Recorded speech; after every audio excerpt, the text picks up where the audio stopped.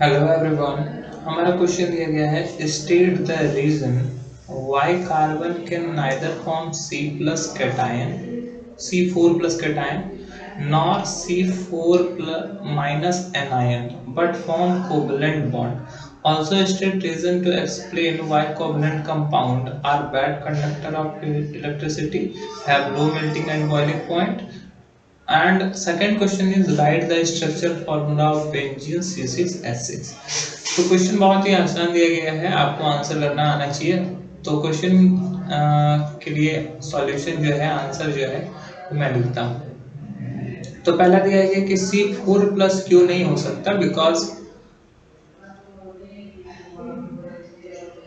Carbon can not form C4 plus cation because to release electron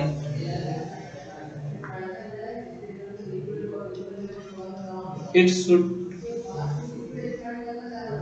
be high energy. इसको निकालने के लिए क्या करना है, हाई आयनाइजेशन एनर्जी चाहिए, जो हाई आयनाइजेशन एनर्जी इसके पास नहीं हो पाता है। But it can't have high energy, तो ये कैटायन नहीं बना पाता है। और ऑल्सो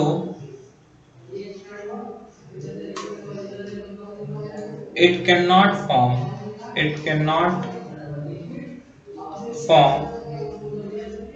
C4 minus anion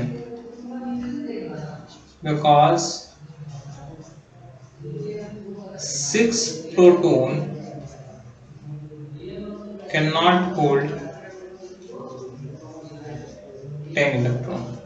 अगर ये 4 माइनस इसलिए नहीं बना सकता है क्योंकि अगर ये 4 माइनस लेगा तो इसके पास पहले से प्रोटॉन 6 है और इलेक्ट्रॉन भी 6 है। अगर ये 4 इलेक्ट्रॉन और ले लेगा तो इसके पास इलेक्ट्रॉन जो होगा वो 10 हो जाएगा, लेकिन प्रोटॉन जो होगा वो 6 का 6 रहेगा।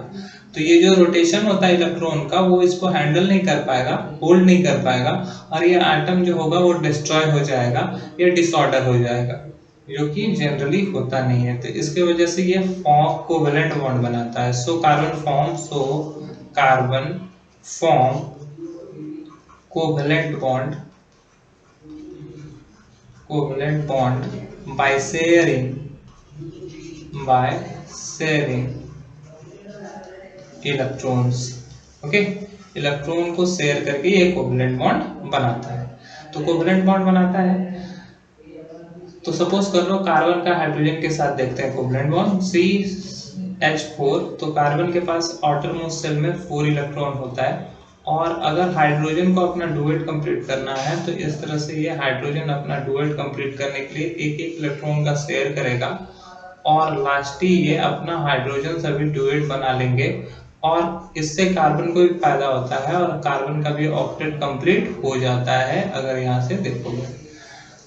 अब यहाँ पे क्वेश्चन ये है कि state reason to explain why covalent compound are bad conductor of electricity. तो covalent compound are connected with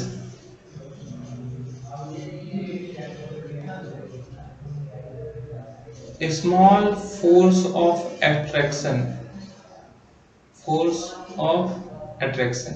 इन लोग के बीच में जो अट्रैक्शन फोर्स होता है इस दोनों के बॉन्ड के बीच में, ये जो अट्रैक्शन फोर्स होता है हाइड्रोजन और कार्बन के बीच में, वो बहुत लो होता है। The covalent bond connected with small force of attraction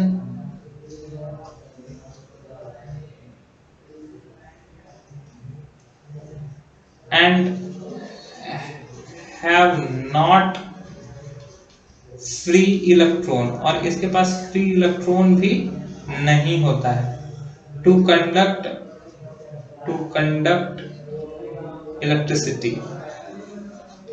electricity flow करने के लिए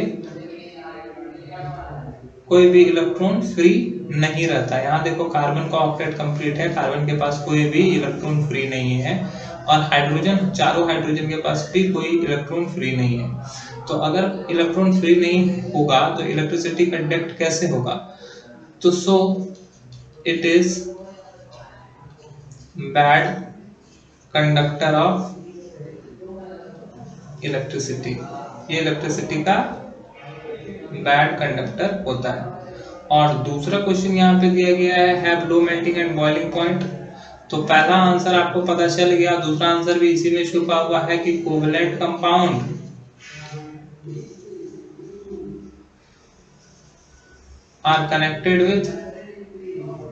are connected with very small force of attraction,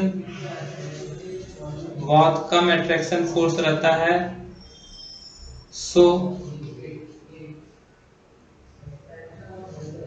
it has low melting and boiling point। अब जब अट्रैक्शन फोर्स ही कम है तो इसके बीच का बॉन्ड जो होगा वो कमजोर होगा, और इसका मेल्टिंग पॉइंट और बॉइलिंग पॉइंट लो होगा। ओके, और इसी में एक और क्वेश्चन दिया गया है, right the structure formula of benzene. तो बेंजीन का पहला मॉलिक्यूलर फॉर्मूला क्या होता है? Molecular formula of benzene is, molecular formula of benzene, ये क्या होता है? बेंजीन का मॉलिक्यूलर फॉर्मूला होता है C6H6, जो कि स्ट्रक्चर इसका बनाना, तो ये स्ट्रक्चर हेक्सागोनल स्ट्रक्चर बनाता है, 1 2 3 4 5 6 इस तरह से रहता है, और हर एक के बाद एक बॉन्ड पर डबल बॉन्ड प्रेजेंट होता है, और सभी कार्बन के साथ एक हाइड्रोजन जुड़े हुए रहते हैं। तो वो कुछ ऐसा दिखता है, C6H6। तो द स्ट्रक्चरल फॉर्मूला ये हो गया क्या? Structural formula.